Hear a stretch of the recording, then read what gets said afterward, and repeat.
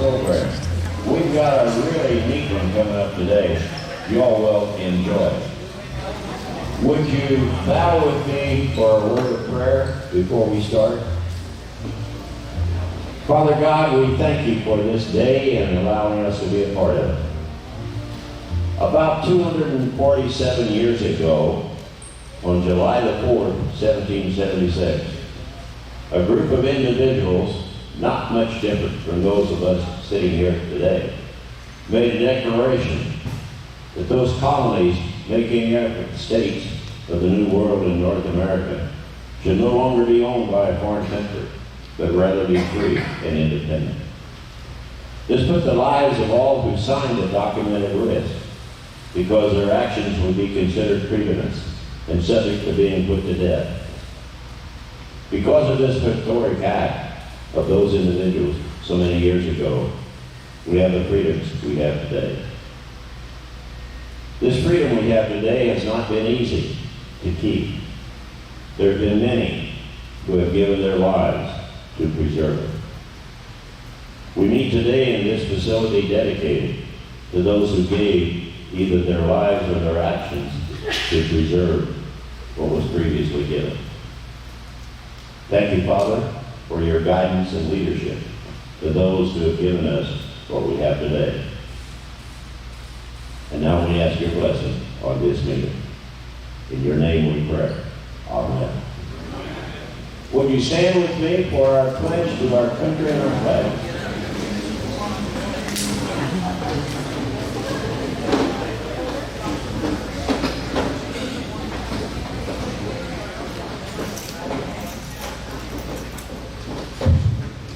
I pledge allegiance to the flag of the United States of America and to the republic for which it stands, one nation, under God, indivisible, with liberty and justice for all. Tom, next one. We have a singer. Join me in singing on the shoulder.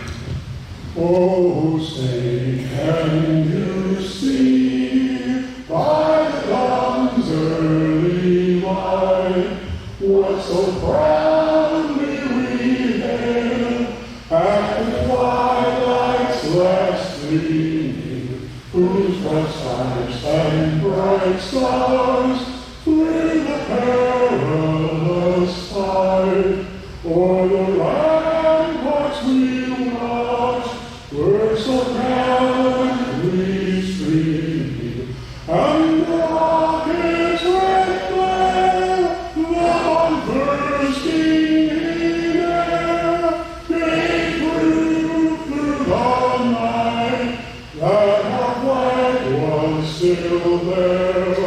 Oh, say does that star-spangled banner yet wave o'er the land of the free and the home of the brave? Thank you. You didn't do it.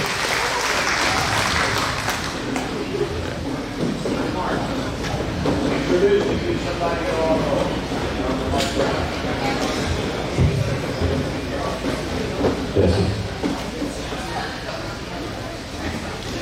Good morning. Thank you for coming today. Appreciate your presence. Thank you for RSVPing with my bride. And she has got a halo. She has to live with me and tolerate me. And she's got a yellow halo. If you don't know what that means sainthood. So when you see a saint floating around, that's her in the back. Put your hands up, my dear. Good. She helped make this happen. A few things happened this last month. Jack Butler and his wife, Jane, celebrated their 75th wedding anniversary. Right over there, Jack. We also lost a charter member, Jan Howe. Jan Howe has been with us for the last 11 years, and we lost her to death this last month. And she's an unbelievable woman, did a lot of things for us, made this thing grow. So we all want to Jan and keep her in your thoughts and prayers. And her spirit will live with us for a long time. Before we get to our main speaker, I was going to Hobby Lobby or whatever that place is called, Knick-Knackery, to go buy a halo for my wife, but I ran out of time, and I was going to buy a crown for this guy, because he's sort of the king. He's the king of collections. But before we get to the king, I've got a couple things to say. Miss Stephanie gave me these cards, so every one of these talks that we have is on YouTube, and all you have to do is put your phone in front of this thing. And I think if she didn't hand it out, I'll hand some out. But these are all, every talk we have here is on YouTube. So you want to hear something you forgot about, I'm sending this down the road, and you just put it on your phone and it'll download it. And if you don't know how to do it, ask a 5-year-old. All right, your table already have it. Well, pass them around there. All right, the second thing is if you see that, where that young man sitting up there, that's Dr. Blanc, he helps with the simulators here, and he helps with the tank. But where he is, there's going to be where that young girl is sitting there named McKay, right in front of the bunkhouse, right in front of the doughboy. There's going to be an elevator there. So any one of you can get upstairs, starting hopefully December 23rd. John Grove says he's going to have it done by then, December 23rd, 2020. There'll be an elevator, you'll be able to talk to Dr. Blanc up there. And we have a library up there. We have 2,700 books. And Mr. Dyke and Mr. and Mrs. Bauer have been working on it for about a year. Mr. Dyke somewhere over here somewhere. But anyway, I would say it's the best library around in regards to military libraries. Now, I may be overstating what I should say, but I can tell you, any talk I give, I go to that library. I go to all the city libraries, and that library is absolutely the best. We named it after 3 people. One's named Bush, a book, half louder. What do you want? Okay, Mrs. Bush died about a year ago, and they gave us about 700 books. Gave us 300 on Holocaust. She knew a lady that was at the Holocaust. The other person's name is Clements, and he was a big collector. His son gave us his books. He's a big collector. And the last one is Sanderson. That's Nancy Sanderson's. It's a great library. The archives is up there, so you can go study our archives if you want to at some time. That's what the elevator's about. And so I'm going to hand out these. This says on the front of that, you can go on the web, and it says patronicity.com. Your lieutenant governor called us and said you could get some money. So if we get $50,000, right now we have $25,322.07. If we get $25,000 more, they will match it. And so I'm going to leave these envelopes. It's a write-off. You can write it off. Just say Evansville Wartime Museum, and you can look at your name. I'll put on patronicity, and your name will be on the bottom of that elevator if you give us any money. You can't give us more than $5,000, so don't give us more than $5,000. That's the top that we're allowed. So don't give us more than that, okay? Because we can't accept it. Okay. So this young lady's doing all my work today, Mrs. Dutton, she's from Vincennes. You can pass those out. 5 each table. All right. Now, I'm going to quit talking up here. The man here to my right, I can't believe everything he's done. He is ahead of his times. He started collecting when he was age 5, and he collects everything in regards to military history. He has the Indiana War Museum that's in Vincennes. It is a Cadillac. We got a Ford here, but we're going to try to pass and get up by the Cadillac, but he's got Ford. Or we have Ford, he got a Cadillac. I've seen him before he moved across from the hospital up there, and he's got more stuff. And he won't get anything up. I tried to find something for him, he walked away from it. So he won't get anything, but it is unbelievable what he's done. He has dedicated his spare time of his life, besides putting people in jail or taking them out of jail or whatever he does. That's what the judge does. But I am telling you, he is a wealth of knowledge. He has put Indiana on the map in regards to military museum. And it's all because of this man right here. He is a tremendous leader. So I'm going to shut up, and Judge James Osborne is going to get up here. He's relative to some of the Evanses here in town. Come on up here, Judge.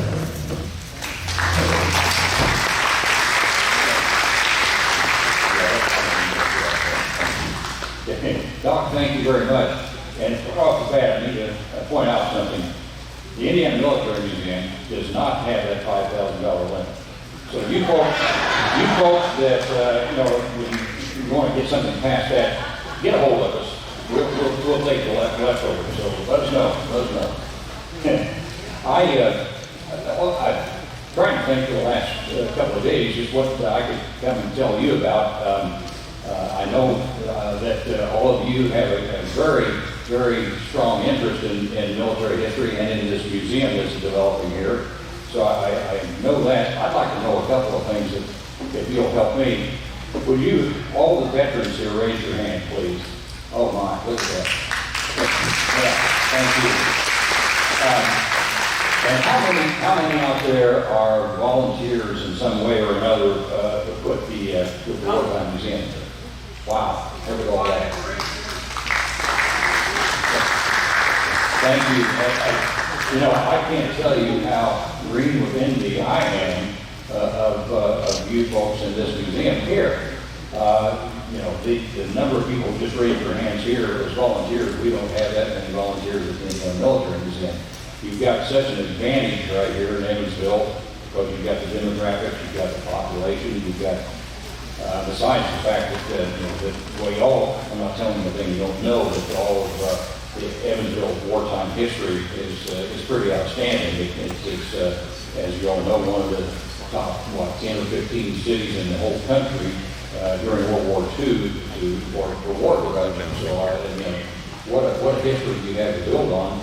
And I think that the direction that you headed this museum to include all of those factories and all of those businesses that were so much a part of winning World War II, and you have so much to follow up on here with your exhibits.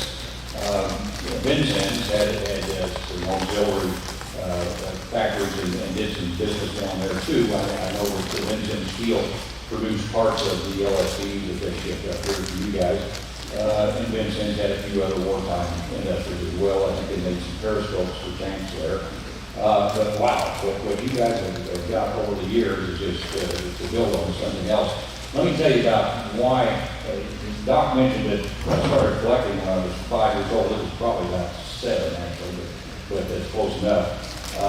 Next door neighbor was going out to the trash pit, and he'd been in the war. He had a German helmet, flag, and a belt, and canteen, and a whole box full of stuff. And he was going to the trash pit, and he looked at me and he said, "Here, you want this?" And of course I said, "Oh yeah." And that was the very beginning of the collecting phase.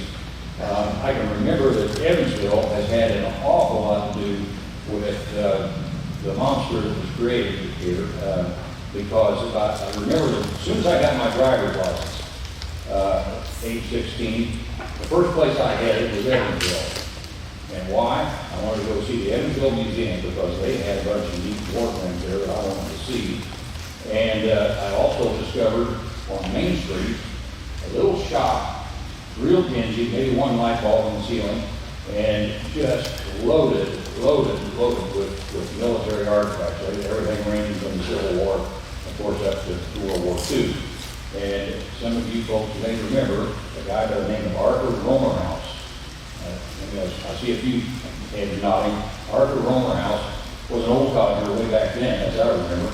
But you walk in there, and it was just like I had died and gone to heaven. I mean, anything I ever wanted to see relating to military history, this guy was selling. I mean, he had uniforms hanging from the ceilings and box loads of pins and badges and medals and so forth. And so I discovered Arthur Romerhouse at age 16. So my first or second trip to Evansville, my third and fourth and fifth and sixth all started becoming the same thing. But about the same time, I'll mention another name, Harry Paxson. Anybody remember Harry Paxson? Harry Paxson okay, good. Harry Paxson was an antique dealer here in Evansville, and for years and years he dealt more in military artifacts than he did really antiques. His wife kind of liked the antiques, and he sold the military items. And anytime you're in Evansville, you go past Harry Paxson's antique shop just to see what else he might have. I remember back in those days, he had a lot of stuff pertaining to your LSD there in Evansville, and I hope all those things ultimately ended up from collections ended up at the LST. But anyhow, Eric Paxson, and then I made one more discovery. If you went to what was called gun shows, and we still have gun shows today, but St. Benedict's School here at Evansville, St. Benedict's had an annual gun show in the summertime, and that was my next big discovery when I was 16, 17, was that you go to a gun show, I mean, there's a lot more that shows up than just guns. You know, you've got helmets, and you've got anything that pertains to the military is also showing up at the gun shows. So Evansville was my magnet, and for years and years, I would just make my trek here to Evansville for those particular reasons, to stop at those places and take part in what was going on at the gun shows, and finding the antique shop at Eric Paxson's, and always going home with, you know, a load of something. So I remember my mother discovered that it was probably about 1960, discovered her basement was just about full to the brim. She really hadn't realized how much I was hauling home.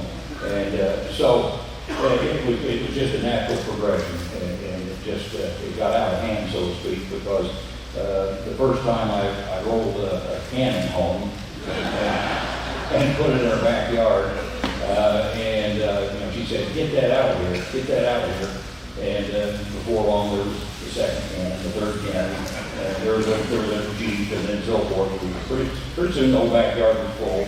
So I had to start calling on cousins who had farms around Vincennes that had some extra space on the farm, and so I started bringing tanks and other bigger things in, half tracks and so forth. So ultimately,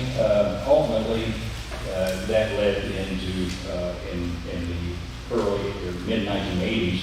The collection had gotten so big at that point, I was starting to lose track where everything was at, and it was all over the county.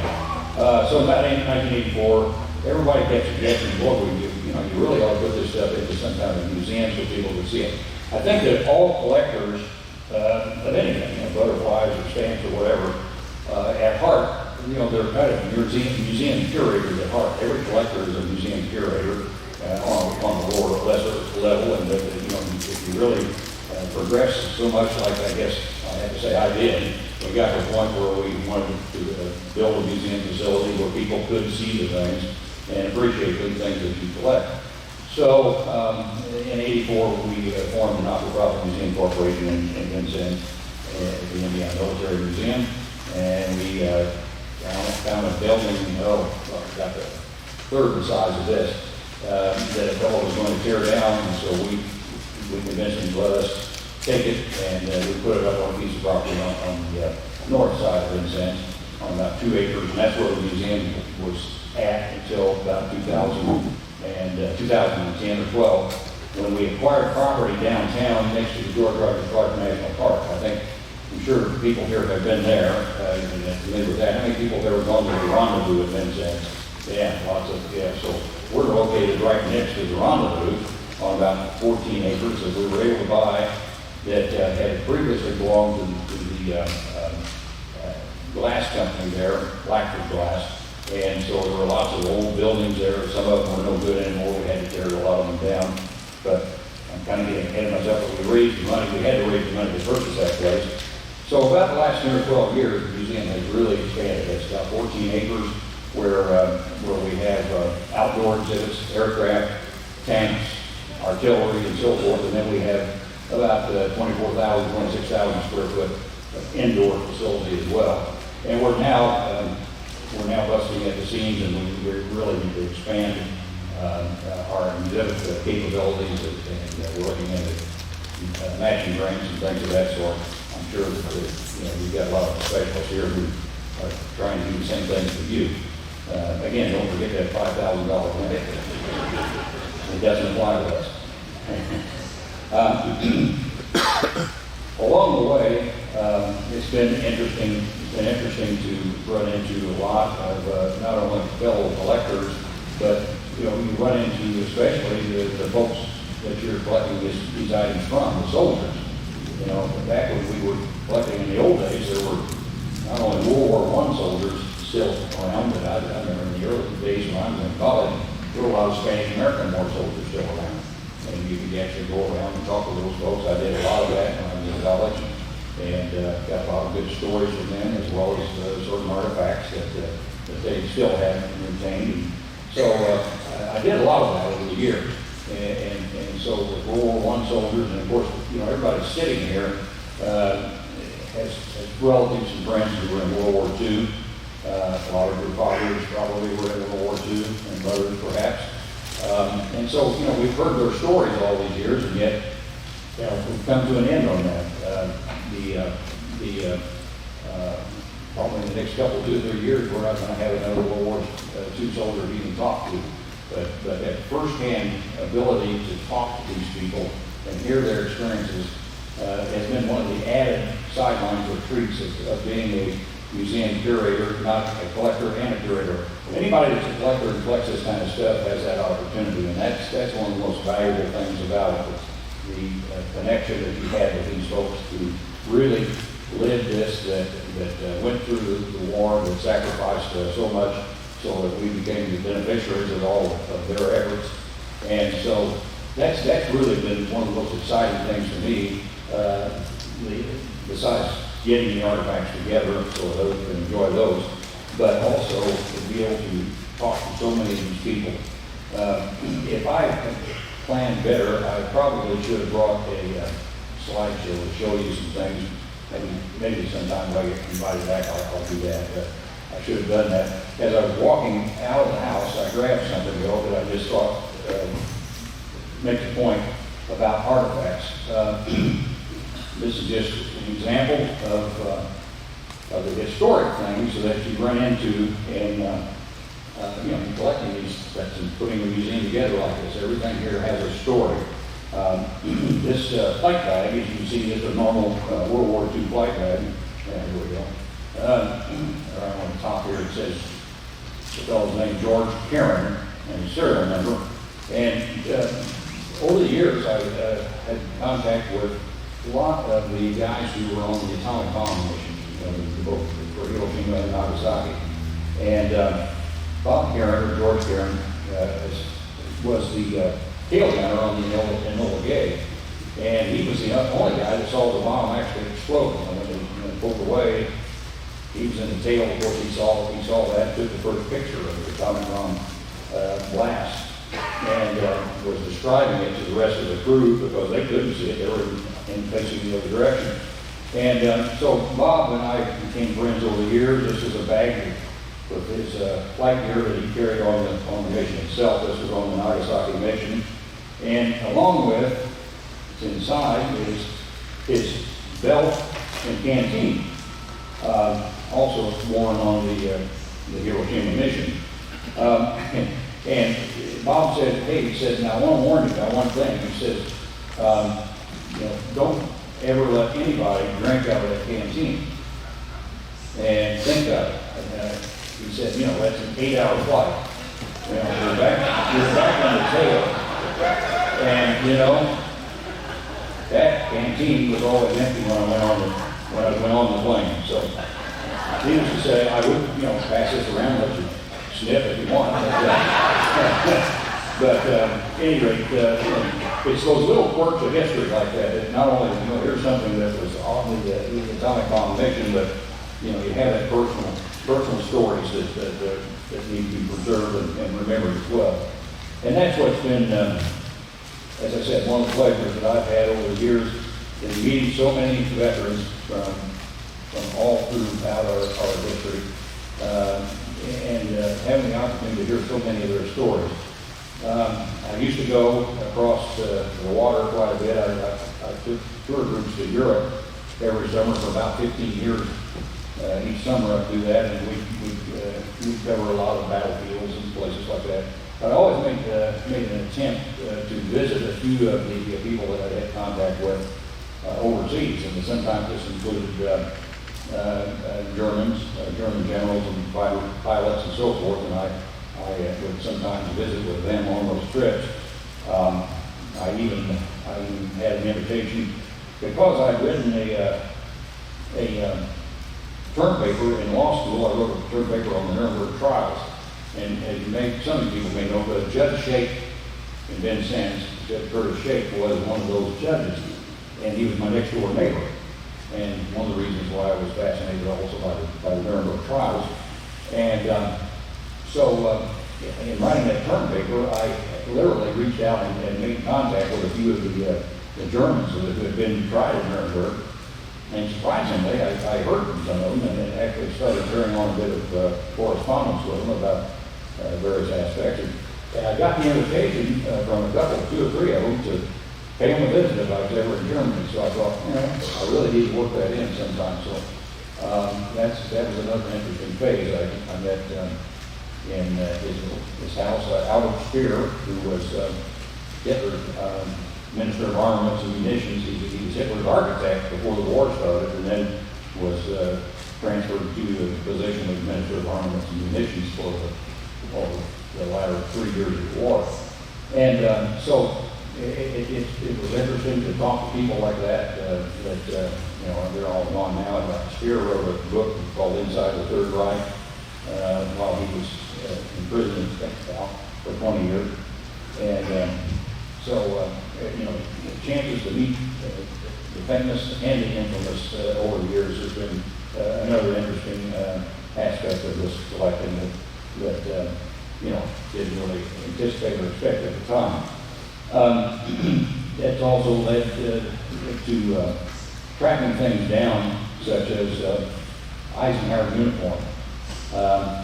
I'm in contact with a son of General Henry Saylor. Henry Saylor was from Indiana. He was in the class of 1915 with Eisenhower and Bradley at West Point. And Saylor went on in World War II to be a 2-star major general in charge of lots of the supplies in England and so forth. But the bottom line is that since he was from Indiana, I tracked his son down in Tampa, Florida, and I wanted to see if there was anything left of General Saylor that we could get from the museum. And there was. I met with his son in Tampa one day and picked up General Saylor's flag and his car pennant and some other things. And in discussion, the son said, that Eisenhower was my dad's best friend and vice versa.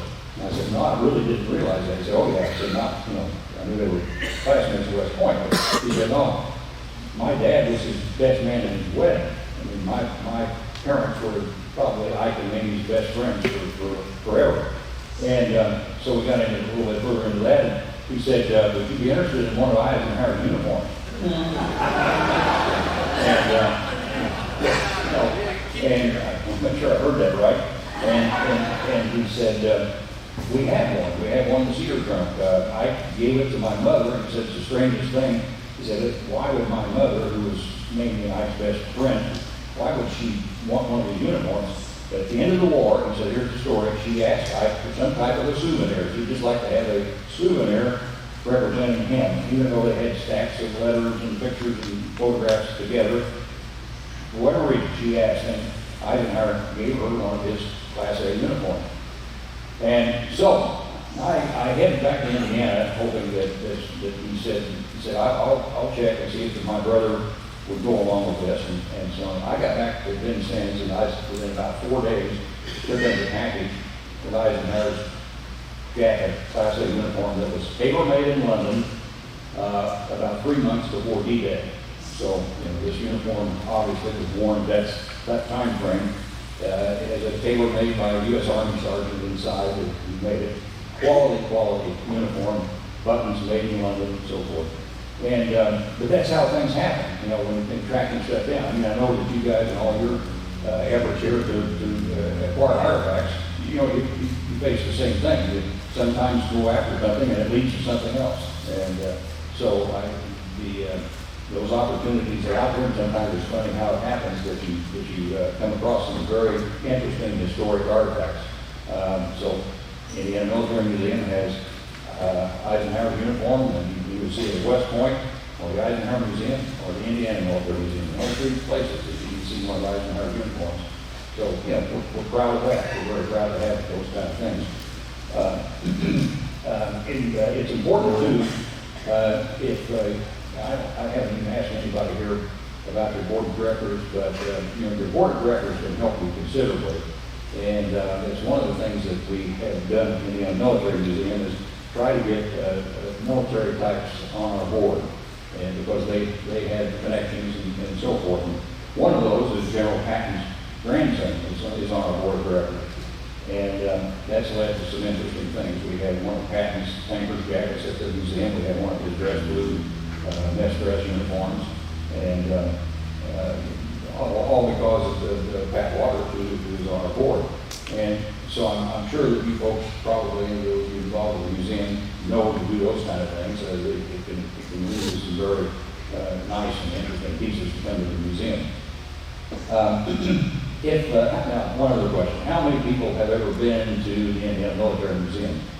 Wow, okay. Well, ka-ching, ka-ching, ka-ching. You all had to pay it too, didn't you? What's the cost here? What's the cost? Is it free to get in here? Or is it $11. That's 11? Today's free. $11, $8 your military, $8 your North, $65. Okay. But today's free. Well, then we're right in the same range, the same amount for what we charge. It's interesting, you go to a lot of the military museums around the country, boy, I mean, some of them can really soak you for a pretty good entry fee. I mean, I think it's important that you keep it where, people don't turn around when they see the price on the door, and I think that, you're wise and not overpricing them. You want them to come in the door, because once they do, that's your best advertisement. Your best advertisement, as much as you can go on TV and as much as you can do in the paper and so forth, your best advertisement is word of mouth. And as soon as you get somebody that comes in and enjoys the museum, they're going to tell somebody else, and they're going to tell somebody else. So that's good, but you've got to get them through the door. If you get a chance to come to the Indiana Military Museum yet this year, we have lots and lots of new things that have come in that we would love to show you. We also have 2 more events coming up. We have now, the Indiana Military Museum has 4 events in a year, or what we call weekend events. We have a World War I event early in the year, usually in March, and then we have an early spring World War II event. It's a 2-day event, always Saturday and Sunday. And then we have a fall World War II event, so that's coming up Labor Day weekend. So you might keep that in mind if you want to come and see lots of reenactors. They put on mock battles, they put on exhibits and displays of equipment. There will be vendors of military material that will be there to put things on exhibit, and also to sell. And we have food vendors and pork. So it's a big outdoor event. It doesn't really cost as long as you come. If you have to go to the museum, it's a regular fee, but the whole event outdoors is actually free. And so if you're looking for something to do, and then also on the 22nd, 23rd of this month, we have a Vietnam event, 2-day event now that we're starting. So some of you may want to drive to Vincennes. It's going to be a lot cooler that day, I promise.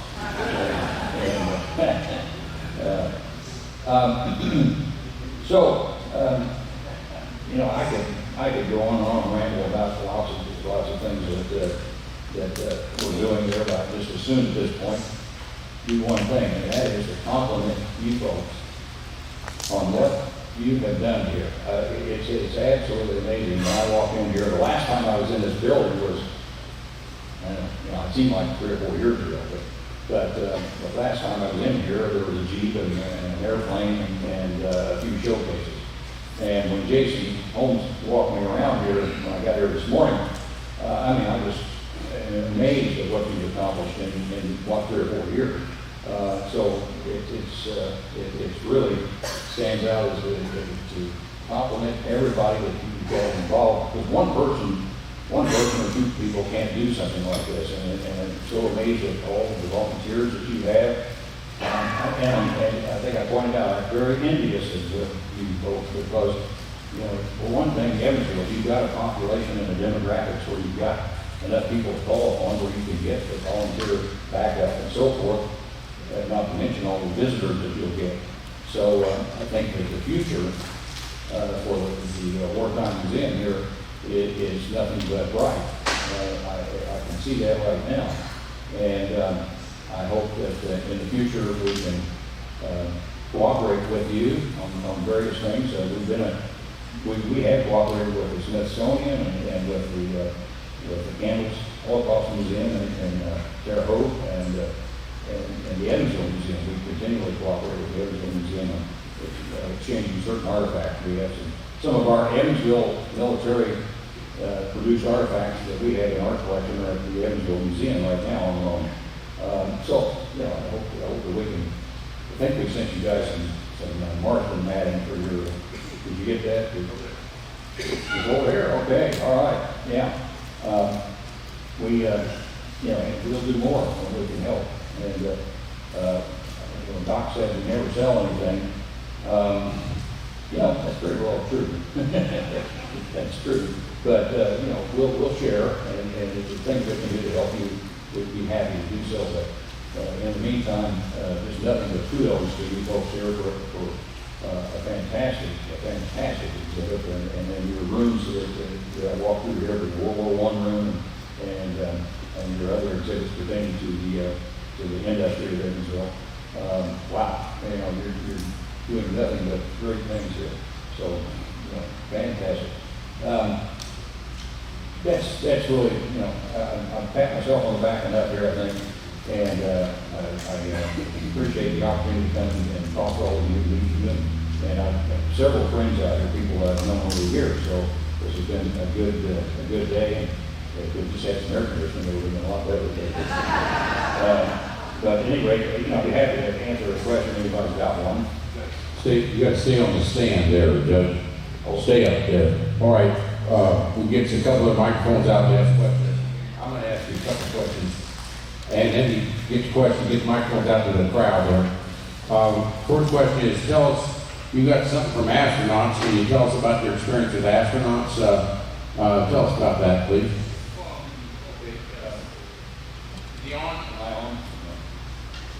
Okay. Why do you talk into this? You walk around. Well, yeah. The best connection we have with the astronauts is that Frank Culbertson, who was the shuttle commander, married a gal from Vincennes, and so that's how I got acquainted with Frank. And in the time frame that we've known Frank, and we got him to be on our board of directors also. And so Frank has donated to the museum one of the coverall suits that he wore on one of the missions as a commander. And there's been some other artifacts that he brought us with the compact food that they issued the astronauts. You know, it's all in these small containers, and then they add water, put it in their microwave or whatever, and food pops up.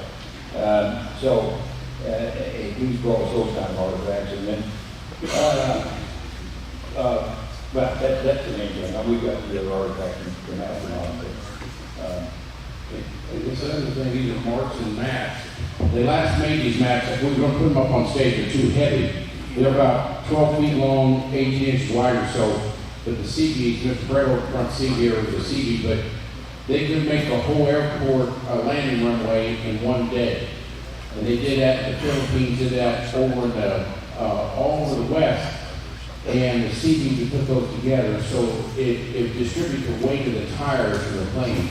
And Mr. Castro has some down in Kentucky, like he has a plane that's a boat.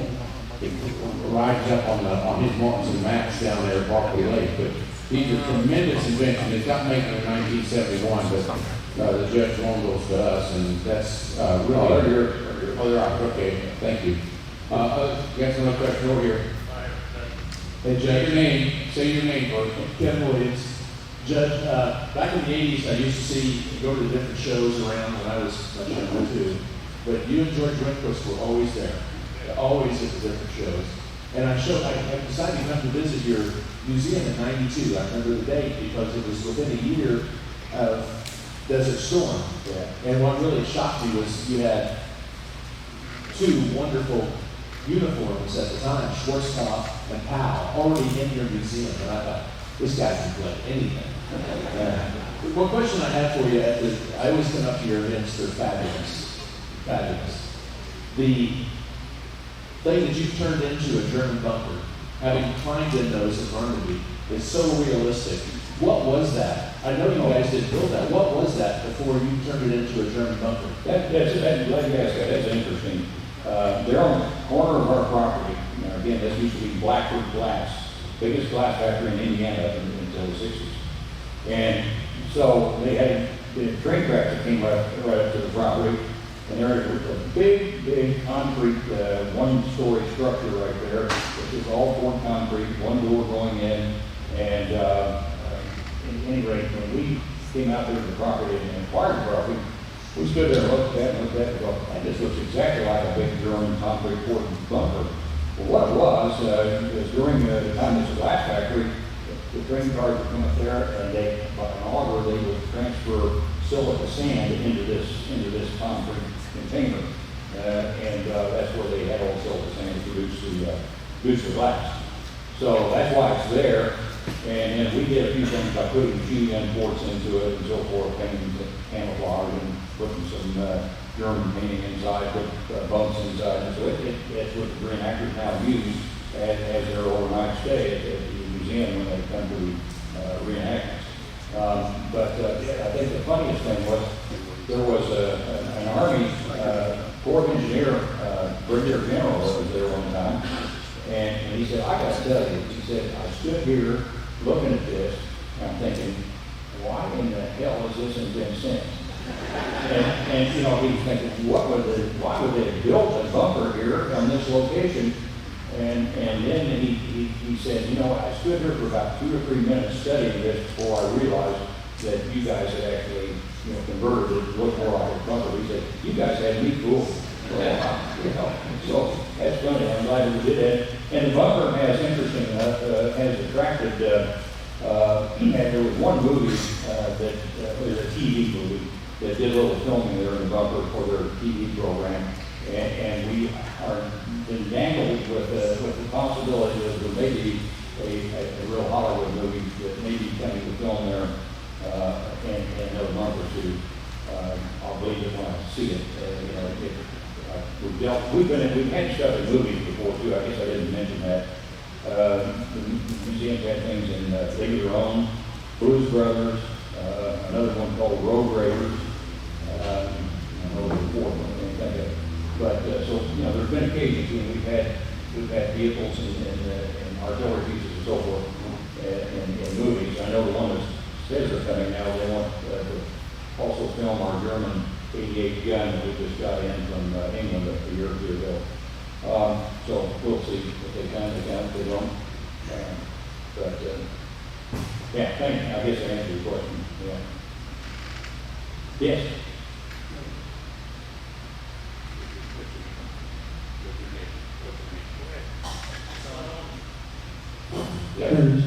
Good morning, Judge. I'm Brian Runnell. Wanted to see if you would tell us a story. I know you just got a T-34 tank in not too long ago. If you could elucidate on the story on how you got that tank. That's an interesting story. For those of you who might not know what a T-34 tank is, it's a Russian World War II tank. It was the backbone of the Russian Army, and of course the focal point of the T-34 juice was at the Battle of Kursk, the biggest tank battle ever in history, where the T-34s knocked out the German Panzer divisions there. At any rate, the T-34 that we have is in perfect operational condition. It has all of the tools and equipment that come with it, all the radio, everything it would have had, uniforms, whatever. This T-34 was complete. Short story, which is so interesting, is this. In 1990, when Glasnost was dealing with the new friendship between the countries, the United States and Russia and so forth, Gorbachev was president of the Soviet Union at that time, and there was a handshaking across the water and so forth. And it looked like we were actually breaking into a time when the relations between the two countries were going to be pretty good. And a friend of mine in Wisconsin was starting a small museum. Another guy just like myself, dreamer, hoping to maybe build it into something bigger. So he started a museum up in Wisconsin, and he did this. It was really tough to think about this. He wrote a letter to Gorbachev and said, "I'm starting a museum up here in the States, and would you possibly have a Russian World War II tank if you could spare it?" Yeah. Hey, why not? And to tell you the truth, I've done the same thing. But at any rate, in about a month or two, he gets a telegram from the Soviet embassy saying that the premier is going to grant him a request, and that his tank is going to be refurbished here in Russia over the next 3 months, rebuilt. And when it's done, we will be making plans with you to ship it to Milwaukee, where it will come on. It came over with a load of Russian tractors to Milwaukee, and it was unloaded there, driven off the ship, and they had a big ceremony by that time planned. They had Russian generals, they had American generals, they had congressmen and various people there. It was a big to do. It made all the newspapers. It was on in American, it was in People magazine. It made news everywhere. Well, okay, so what happened? My friend Bob had to close his museum in a couple of years because it just was too seasonal up in Wisconsin. And about 3 months he could have the place getting in business. The rest of the time it was too cold, too windy, too snowy, and so forth. So the museum just didn't work. So he took the tank to his property, he had farm property, and put it in his barn. And I would talk to him, visit with him lots over the years. The bottom line is this. He always said to me, he said, you know what? He said, I can't stand the thought of not having that tank close to me. He said, if I die, it won't matter. And he said, if I die, your museum ain't no museum's going to get it. And that's all he said. I mean, it was just a handshake and whatever. And his son called about a year and a half ago and said, hey, Pop passed away. And we know that one of his final wishes was he wanted the tank to come in San Jose. So off we went to Wisconsin and with the big local one and our permits and so forth, and came back with the most totally perfect restored Russian War II tank you'll ever see.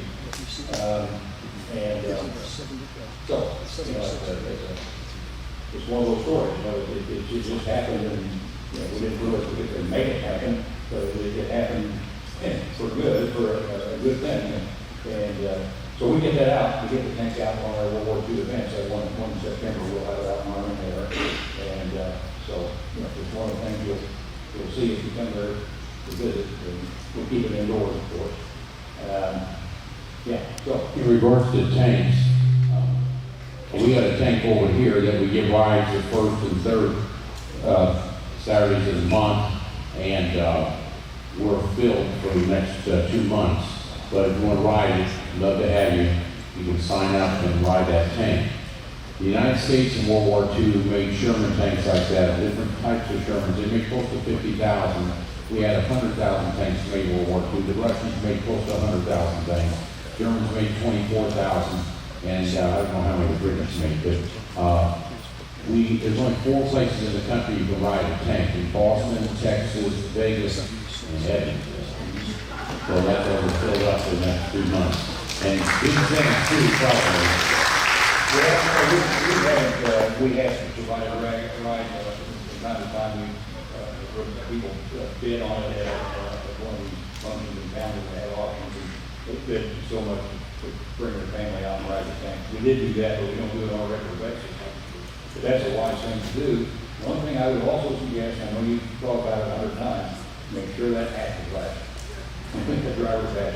A friend of mine in Indianapolis was taking the family out, and the hat wasn't totally locked and latched up, and 3 fingers went off. Some guys are driving that hat, so insurance companies, I know, look at you guys the same way they do us, but a little bit of a grimace in the face, but I guess you guys are all okay with your insurance is good to do that. Yeah, we've got insurance. Yeah, that's good. We haven't talked about that. That's good. We have all our guys have all the fingers so far. If you go to Russia, though, the favorite game for Russian kids is tank games. They are on tank games. That's their favorite thing to do is tank games. They're still in the tank. Okay, any other questions out here? I want to tell you something else about T-34. Just came to my mind when you mentioned that. Ironic.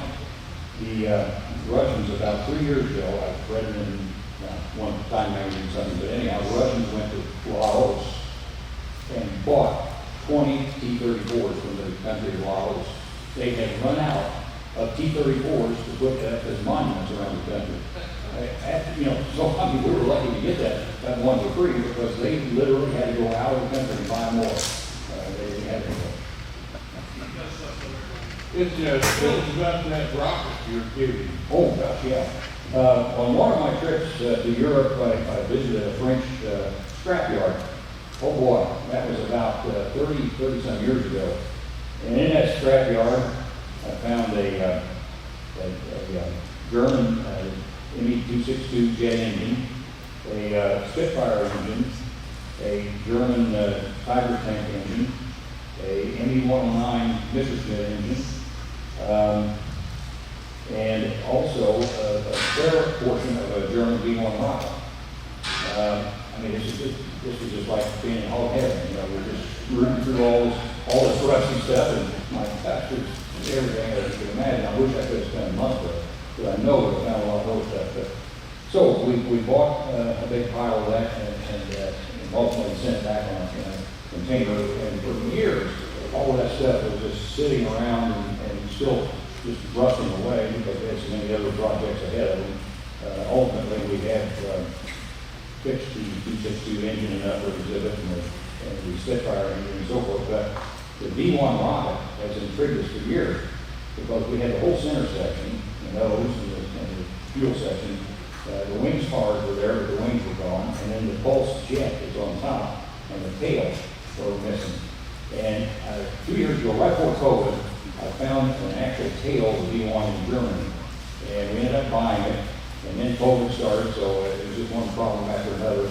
The tail is still in Germany right now, but it's at the point where it's going to be shipped to us probably by maybe September, October. And so when that gets here, we're going to really start putting this V1 together.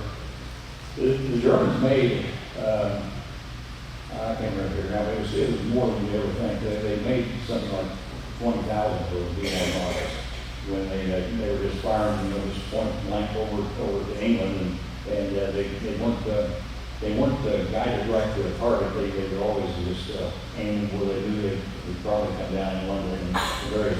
A lot of them were sent to Antwerp. And anyway, there were several thousand of those at one time. But my understanding is there's about 14 or 15 of them still in existence now. Ours is serial number. Under the serial number on ours is like 2,400 or something. And so that's going to be an interesting piece because we're going to hang it with the ceiling. It's like it's feminine.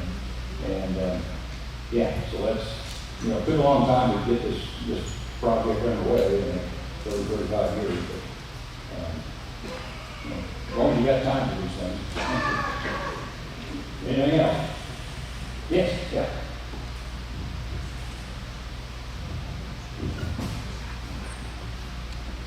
Johnny Olson, did you have anything on display or anything from George Field, which is right across the Wabash River there in Lawrence County, at the airport, and also had the prisoners of war? Also had a lot of B-47 stored there at that airport, George Field. Yeah, I didn't know if you had any very much on display.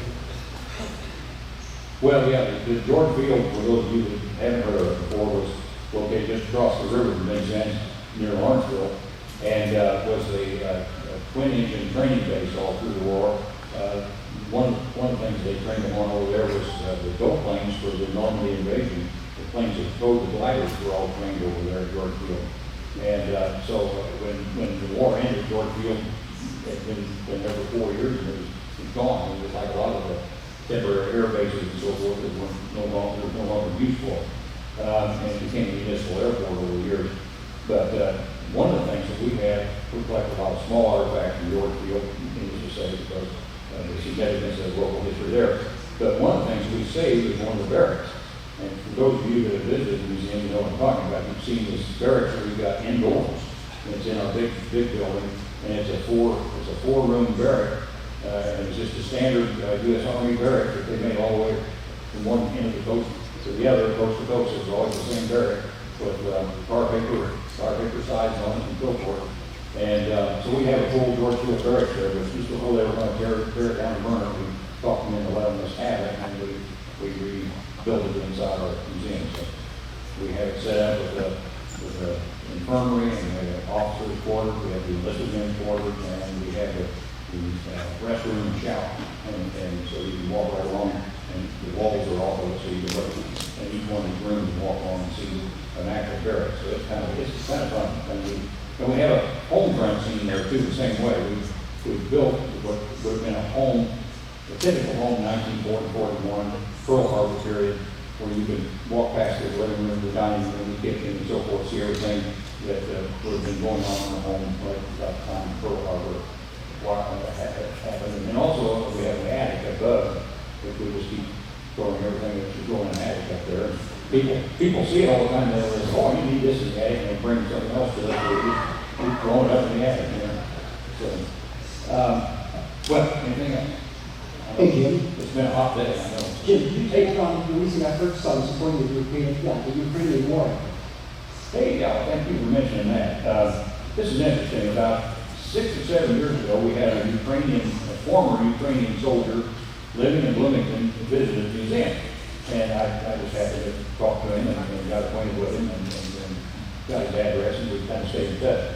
Well, when the war in Ukraine started here last year, his name is Sergey. Sergey came to the museum and he said, this is a long shot, but he said, I'm going to go back to Kiev, where my father is.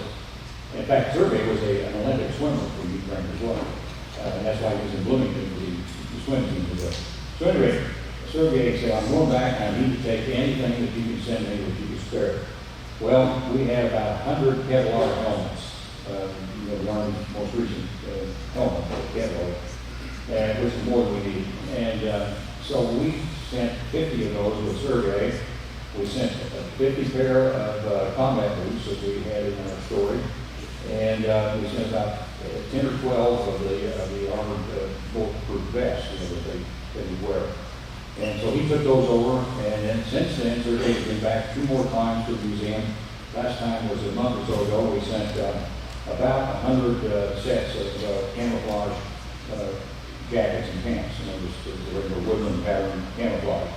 And I said, hey, what Sergey still says U.S. Army on some of these and things. We didn't bother to start taking those off. Oh no, leave those on. He says they love they love to have the U.S. insignia on when they get it.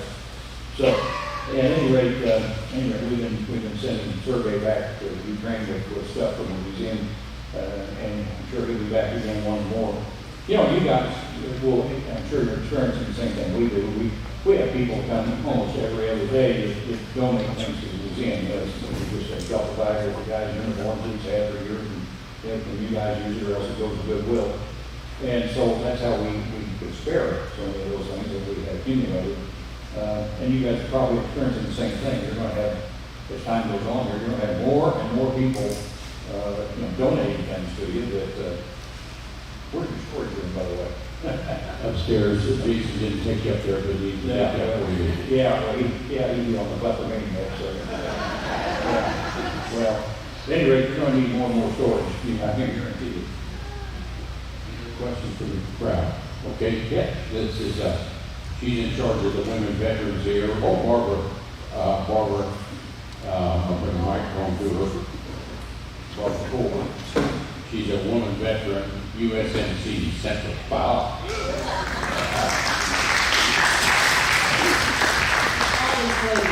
Oh, veterans, right here, women veterans.